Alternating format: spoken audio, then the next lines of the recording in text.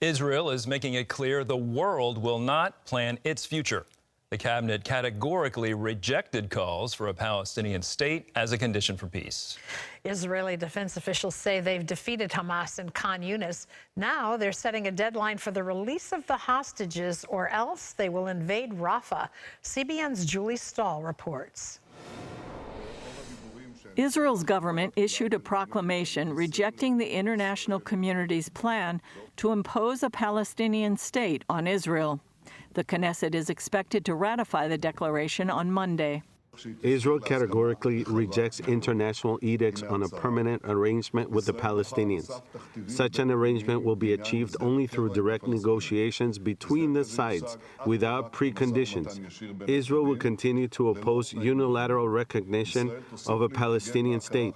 Recognition such as that, following the massacre of October 7th, will grant a major prize to terror, a prize that has not been seen before and will prevent any future peace arrangement. In Gaza, Israeli Defense Minister Yoav Gallant says 200 militants surrendered at Nasser Hospital in Khan Yunis. We can say today that the Khan Yunis Brigade has been defeated. The Khan Yunis Brigade is no longer functioning as a military entity in any way. War Cabinet Minister Benny Gantz warned if Israeli hostages aren't returned by the beginning of the Muslim holy month of Ramadan in mid-March, Israel will press forward into the Rafah area.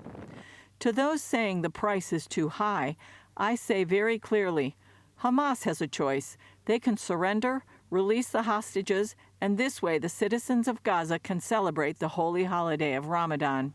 Meanwhile, Israel condemned comments by Brazil's president comparing the war in Gaza to the Holocaust.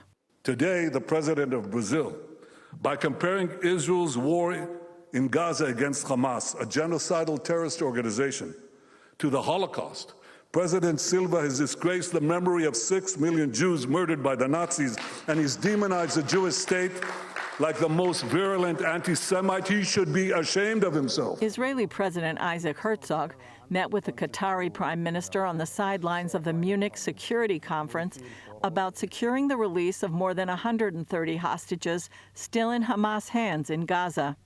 Family members of the hostages accompanied Herzog to the conference. Herzog also showed a book found by the IDF in Gaza and written by Hamas co-founder and former Palestinian Authority Foreign Minister Dr. Mahmoud al-Zahar. The End of the Jews depicts swords and daggers piercing stars of David and Jews drowning in a sea of blood. The book mainly hails the fact that, first of all, we should not recognize the fact that there are Jews and Jewish people, but most predominantly it hails the Holocaust. It hails what the Nazis have done and calls for a nation to follow what the Nazis have done. In The Hague today, hearings opened on the legality of Israel's so-called occupation of lands sought for a Palestinian state. That would include Gaza, as well as biblical Judea and Samaria, where more than 500,000 Israeli Jews live. Julie Stahl, CBN News, Jerusalem. Well, of course, Israel is not receptive to the international community demanding this Palestinian statehood after the horrific attacks of October 7th. Well over 100 hostages still controlled by Hamas, and Brazil's president comparing this war to the Holocaust. Julie Stahl and Chris Mitchell and the CBN News Israel team will keep us updated on developments.